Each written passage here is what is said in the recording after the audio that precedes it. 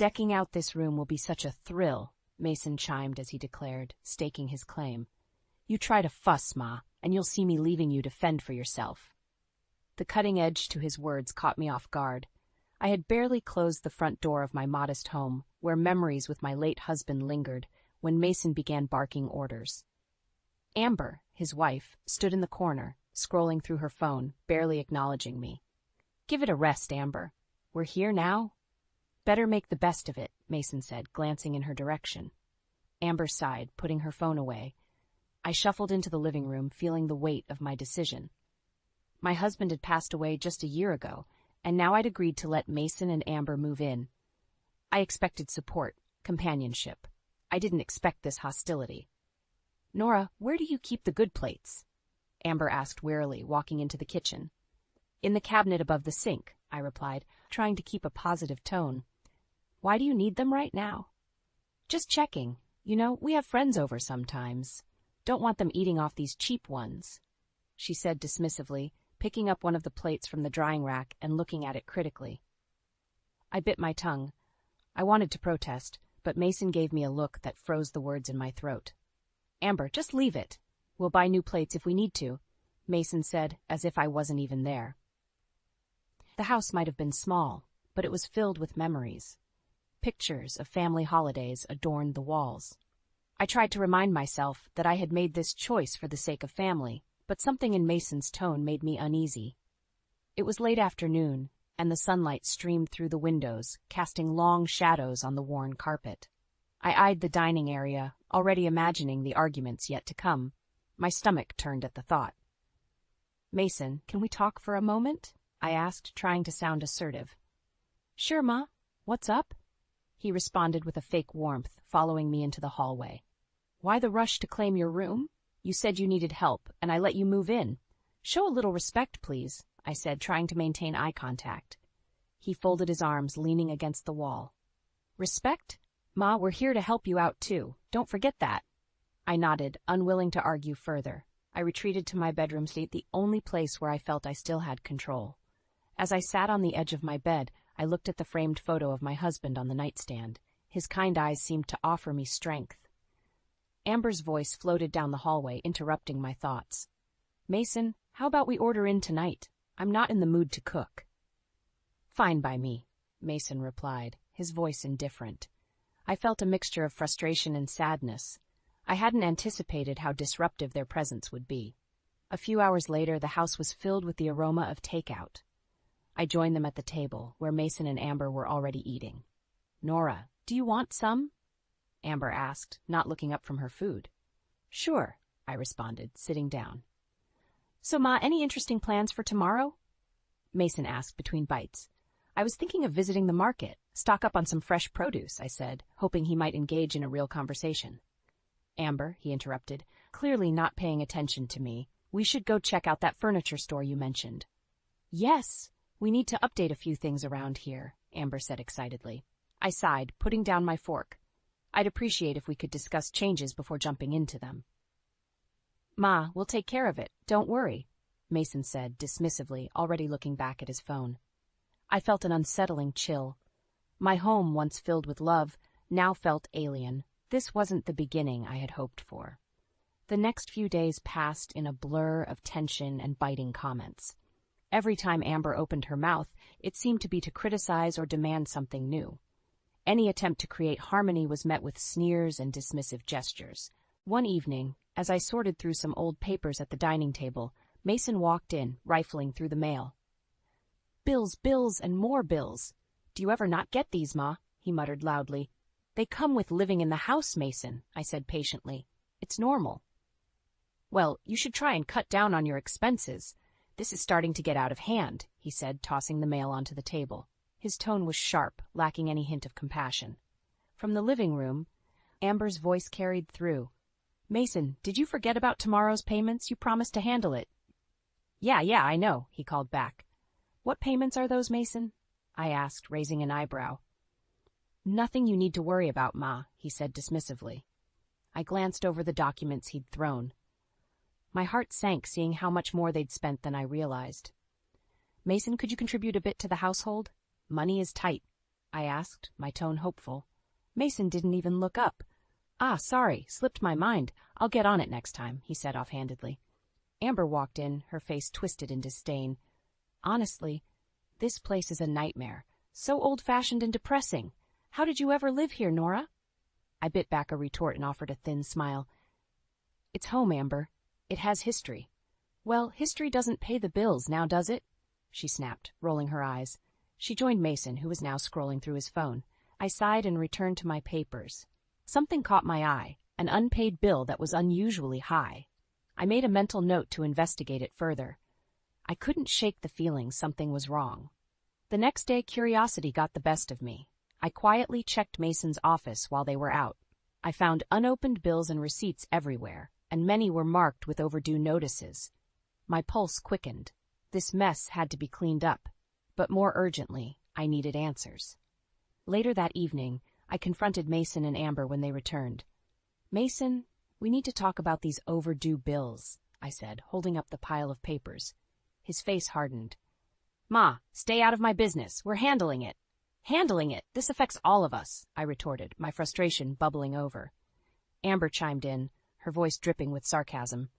Maybe if you didn't spend on useless things, we wouldn't have a problem. Useless? Everything I buy is for the house, I said, feeling anger rise. Sure, keep telling yourself that, Amber said, tossing her hair back. I took a deep breath. Mason, something isn't adding up. I need to know what's going on, I said more calmly. Drop it, Ma, Mason said sternly. I said we'll take care of it. That night, I lay in bed wide awake. Their behavior, the financial discrepancies, it all felt wrong. I had to dig deeper. This had become more than just a family issue. It was a question of survival. Morning arrived, and as they left for their activities, I decided to visit Mason's workplace, a small tech startup. I needed to understand more. The office was a short drive away. When I walked in, Emily Harper, a young employee, greeted me. Hi, can I help you? She asked with a friendly smile. I'm Nora, Mason's mom. Just thought I'd drop by and say hi. Emily's smile faded slightly. Oh, Mason didn't mention you'd be coming. He's out right now. I see. How is he doing here? I asked, trying to sound casual. She hesitated. He's been having some trouble. Deadlines, funds. He's under a lot of stress. I nodded, feeling a knot tighten in my stomach. Thank you, Emily. Leaving the office, one thing was clear. Mason and Amber were hiding something. I was determined to find out what, no matter the cost. Mason, the internet is down again, Amber yelled from the living room. Can't you fix it? There was a crash as Mason kicked a chair. I'll deal with it later, Amber. He snapped. He stormed past me, not bothering to even look in my direction. Mornings had become a battleground. Amber's tantrums and Mason's temper made my once peaceful home feel like a war zone. It was clear they were frustrated, but their anger seemed to land squarely on me. I couldn't keep dealing with the hostility without some sort of escape, so I found a job at a local art supply store. The manager, Mrs. Harper, welcomed me with open arms. It felt good to be doing something useful for myself. One afternoon, while sorting brushes and paints, Mrs. Harper approached me. Nora, would you like to join our painting class this evening? I hesitated. I'm not sure if I'm any good. She smiled warmly. Everyone starts somewhere, plus we could use an extra set of hands. That evening, I joined the class, and for the first time in a while, I felt genuinely at peace. I may not have been very skilled, but losing myself in the strokes of the brush was therapeutic. Returning home later than usual, I walked in to find Mason and Amber arguing. Just do something useful for once, Mason shouted. Useful? I'm doing everything while your mother is out playing with paints, Amber retorted. I'm back, I said softly, hoping to diffuse the tension. Amber glared at me. Perfect timing. We're out of groceries. Why don't you make yourself useful, Nora? I felt a wave of anger rise but held it back. I'll take care of it in the morning, I said calmly. Make sure you do, Amber muttered. The next day, I did the shopping, making sure to get exactly what they liked, to avoid more complaints. At the checkout, a canvas caught my eye. I decided to buy it, hoping to continue painting at home. When I got back, Amber was sprawled on the couch. About time, she said as I walked in with the bags. I ignored her, placing the groceries on the counter. Later, as I set up my canvas in the spare bedroom, Mason walked in. What is this? He demanded, looking at the canvas. It's for painting, I said, trying to stay composed. With what money, Ma? Don't you get it? We're struggling to keep this place afloat, he yelled. I bought it with my own earnings from the store, I said firmly. Mason shook his head and walked out, mumbling something under his breath that I didn't catch. Over the next few weeks, painting became my refuge. My work at the store and the joy of painting helped balance the growing tension at home. One evening, Mrs. Harper approached me again. Nora, I've seen your paintings. They're quite good. Have you thought about selling them? She asked. I was stunned. I haven't. Do you really think they're worth selling? Yes, I do. We can start displaying them here at the store, she suggested. I nodded, feeling a spark of hope. Maybe this could be a way out of the bleakness at home. That night, as I served dinner, Amber sniped, Honestly, you're just a burden to everyone around, an old woman who's of no use. I stopped, feeling the sting of her words, but I didn't respond. Instead, I went to my room, picked up my brush, and started painting. For every insult, I would channel it into my art. Soon, my paintings attracted attention. I made my first sale, then another. Each piece sold brought me a little more financial freedom and emotional strength. In secret, I started setting aside money, planning an escape if things worsened. Amber and Mason continued their rampage of entitlement. But now, I had something they couldn't touch, a sense of purpose and a path forward. And with every stroke of my brush, my resolve grew stronger. Selling one painting after another, I finally felt like I was contributing.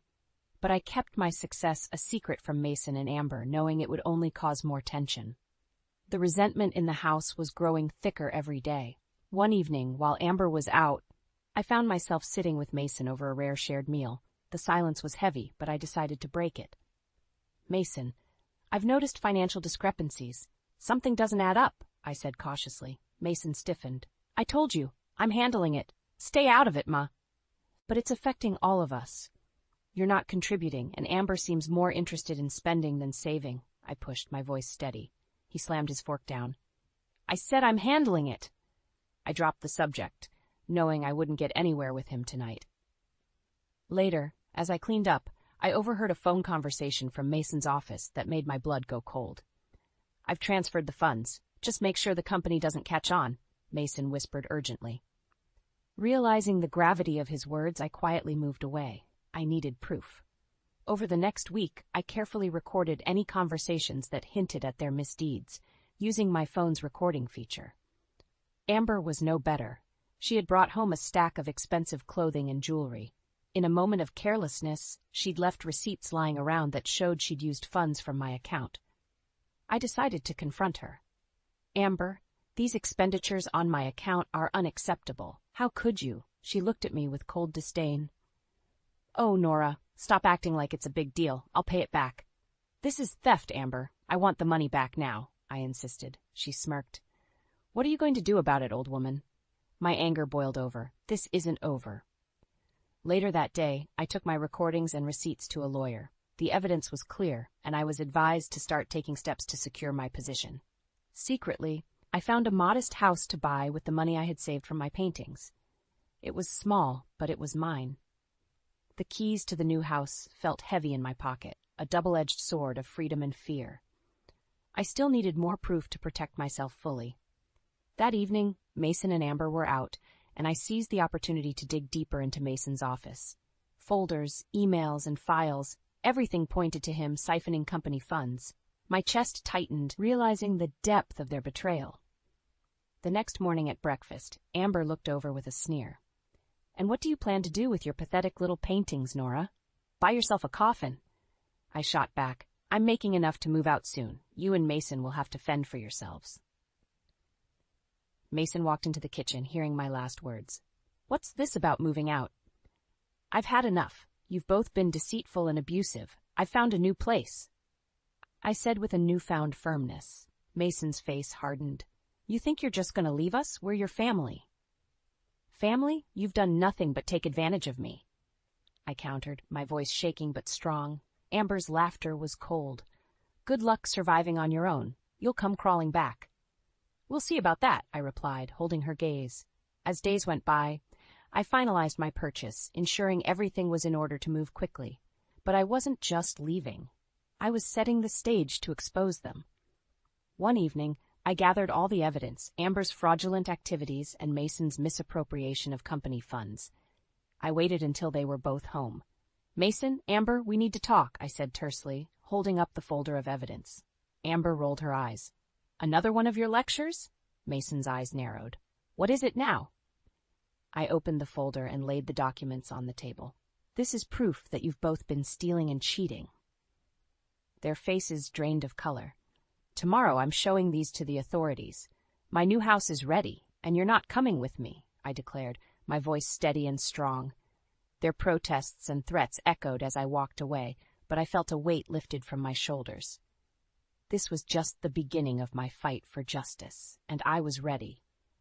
I spent the next few days preparing for the move, making sure everything was in place at the new house. I didn't tell Mason and Amber anything more about my plans, keeping my intentions under wraps. One morning, I packed the last of my belongings and left a note behind. It simply read, "Goodbye and good luck." I felt a mixture of relief and nervousness as I closed the door behind me. This was it, my new beginning. Arriving at my new house, I took a deep breath. It was smaller and simpler than my old home, but it felt like a sanctuary. I set up my art supplies in a corner of the living room, ready to dive into my painting again. A few hours later, there was a frantic knock at the door. I opened it to find Mason and Amber standing there, faces flushed with anger and panic. "You can't just leave. We need you," Mason shouted, his voice breaking. "This house is mine, and mine alone," I declared with a firmness that brooked no argument. Amber pushed past Mason, her eyes wild. "What are we supposed to do now? You can't abandon us," she spat. "I haven't abandoned you," I replied calmly. "You abandoned your responsibilities and proved you couldn't be trusted." Mason stepped forward, trying a different approach. "Please, Ma, let's just talk this through. We can work something out." "No, Mason. I'm done talking. I found out about the company funds you've been misappropriating," I said, watching his face pale. He started to bluster. "You don't understand. It's not what it looks like." "I understand perfectly," I interrupted. "And Amber, you've been draining my accounts for your own luxuries." Amber scoffed, crossing her arms. "You really think you can survive without us?" I stepped back, resolving to make my final stand. "I am surviving without you.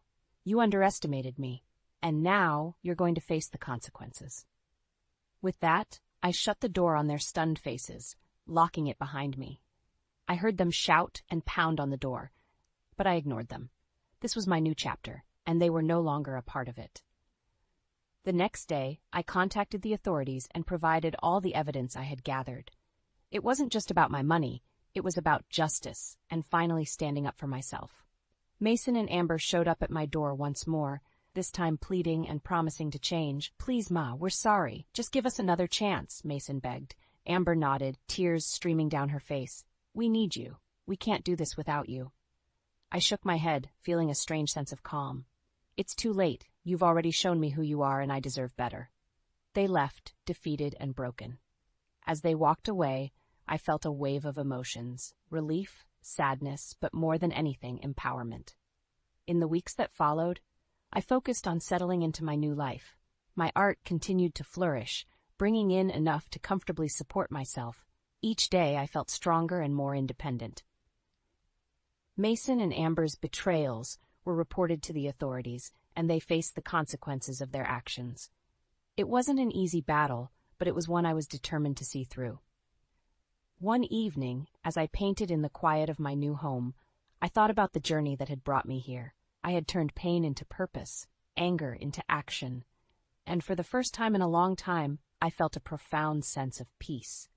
A knock on the door startled me out of my peaceful morning routine. I opened it to see Mason, looking more haggard than ever.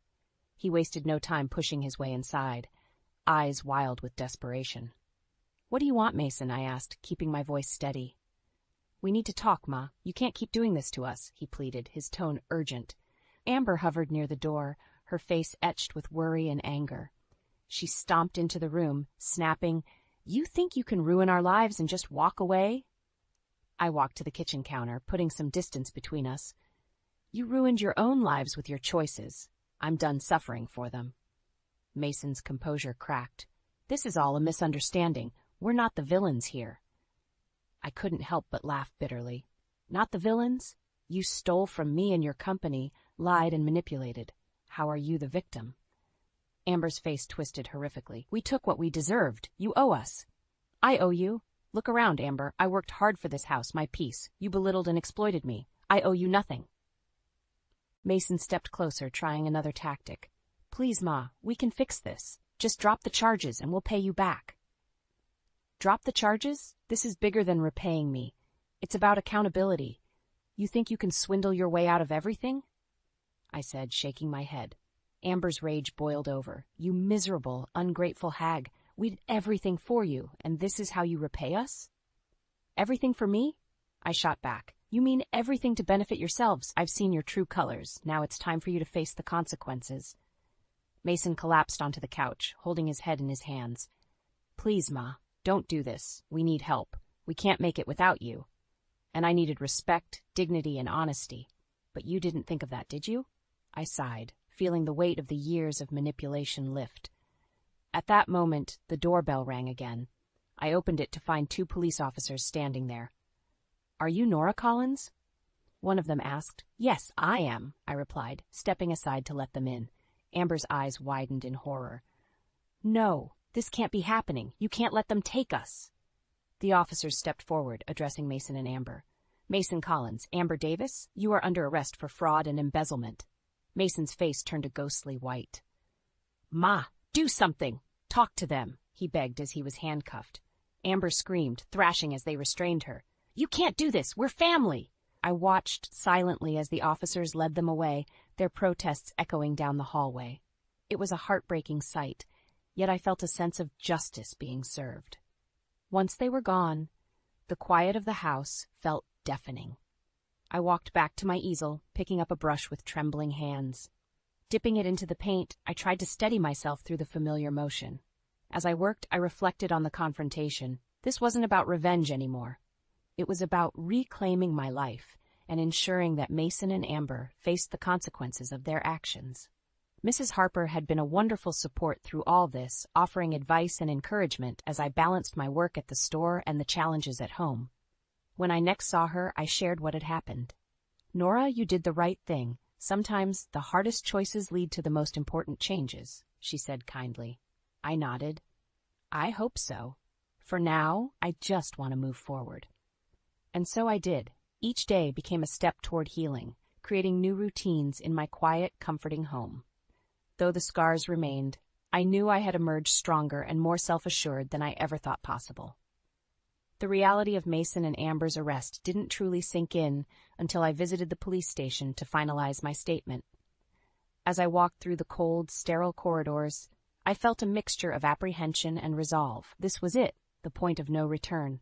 An officer led me to an interview room. Miss Collins, we'll need you to recount everything again for the record, he said, his tone professional yet compassionate.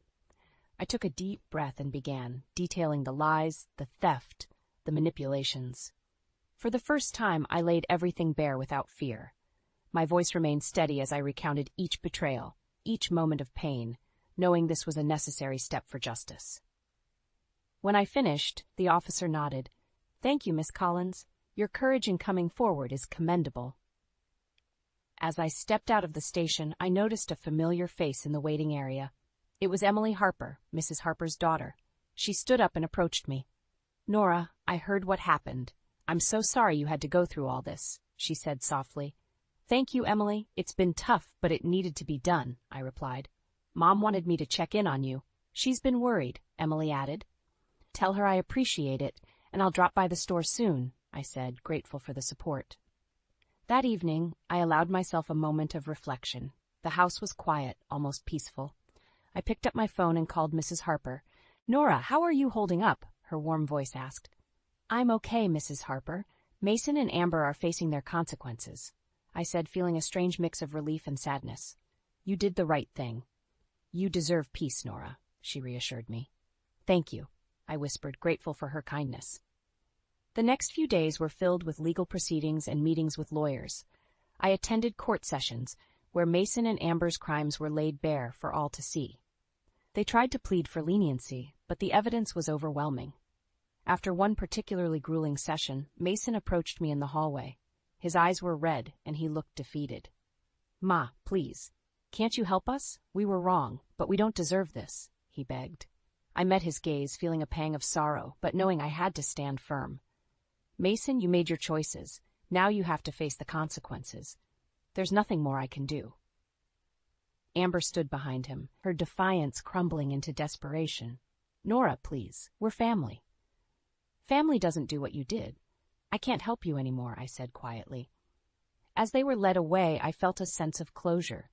This chapter of my life was ending, but it was paving the way for a new beginning. Returning home, I focused on my art. Each brushstroke was a step toward healing, each painting a testament to my resilience. The small gallery I'd created in my living room began to grow, each piece reflecting the journey I had undertaken. One afternoon, Mrs. Harper visited. She walked through my makeshift gallery, admiring the paintings. These are beautiful, Nora. You've come such a long way, she said, her eyes filled with admiration. Thank you. It's been a lifeline, I replied, feeling a swell of pride. We sat down with cups of tea, the conversation turning to the future. What's next for you, Nora? Mrs. Harper asked. I think I'll keep painting, maybe even start displaying them more widely. And I want to focus on finding peace, I said, feeling hopeful. You have a gift, Nora. Share it with the world. And remember, you're stronger than you think, she said, giving my hand a reassuring squeeze. As she left, I looked around my home, filled with the artwork that had become a symbol of my journey.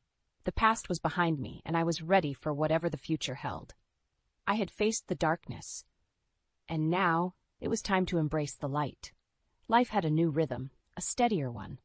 The court proceedings were behind me, and both Mason and Amber were serving their sentences. There was a strange peace in the aftermath, a calm I hadn't felt in years. My little house had become my sanctuary.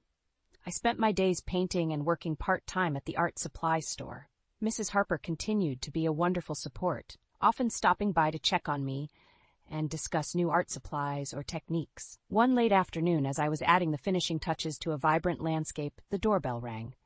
I opened it to find Emily Harper holding a beautifully wrapped gift. Hi, Nora. Mom and I wanted to give you this, she said, handing me the parcel. What's this? I asked, curious. Just open it, Emily urged, smiling warmly. I untied the ribbon and lifted the lid to reveal an exquisite set of oil paints and brushes. Tears welled up in my eyes. Thank you, Emily. Please tell your mom I'm so grateful. Will do. We're both so proud of how far you've come, she said, giving me a hug before leaving. As I set up the new paints, my phone rang. It was a number I didn't recognize. Answering, I heard a familiar voice. Nora, it's Jane from the gallery downtown. Jane Taylor ran one of the local galleries and had expressed interest in my art before. Hi, Jane. What can I do for you? I've been following your work, and I'd love to feature your paintings in an upcoming exhibit. What do you think? She asked, excitement clear in her voice. I'd be honored, I stammered, overwhelmed by the offer. Great. We'll finalize details soon. Prepare to showcase your talent, Nora, she said before ending the call. Hanging up, a grin spread across my face. It felt like a new chapter was opening, one where my art would finally receive the recognition it deserved. A week later, I stood in the center of the gallery, surrounded by my paintings. Jane had done a fantastic job arranging the exhibit, giving each piece the space it needed to shine. Mrs. Harper and Emily arrived early to support me. Nora, these are amazing, Mrs. Harper exclaimed, looking around with admiration. Thanks to your encouragement, I replied, feeling a swell of gratitude. Throughout the evening, people approached me, praising my work and asking about my journey. It was a surreal experience, sharing the story of how painting had become my refuge and my strength. As the night drew to a close, I found myself alone with Jane. Your work resonates with so many people, Nora. You have a real gift, she said, sincerity in her eyes. Thank you, Jane. It means the world to me, I replied, feeling a sense of accomplishment. Returning home, my heart felt light. The once heavy burden of my past had lifted, replaced by hope and new possibilities. The future seemed bright, promising new opportunities and continued growth. In the following weeks, my paintings gained popularity. I received commissions and invitations to display my work in other galleries. Each new project was a step toward solidifying my identity as an artist. One sunny afternoon, while relaxing in my garden, Mrs. Harper visited with exciting news. Nora, The local art school wants you to teach a class. Interested? Teaching? I've never considered that, I replied, intrigued. They think you'd be perfect. Sharing your techniques and experiences could inspire others, Mrs. Harper encouraged. The idea planted a seed of excitement. All right, I'll give it a try. It sounds like a wonderful opportunity. As the days turned into weeks and months, my new life flourished. I balanced painting, teaching, and enjoying quiet moments in my garden. The scars of the past were still there, but they no longer defined me. They were part of my journey, a testament to my resilience. One evening, as the sun set, I reflected on everything I'd endured and accomplished. I felt gratitude for the strength I'd found and the new path I was forging. Life was a canvas, and I was painting it with vibrant, resilient strokes, each one a testament to my journey, my survival, and my new beginnings.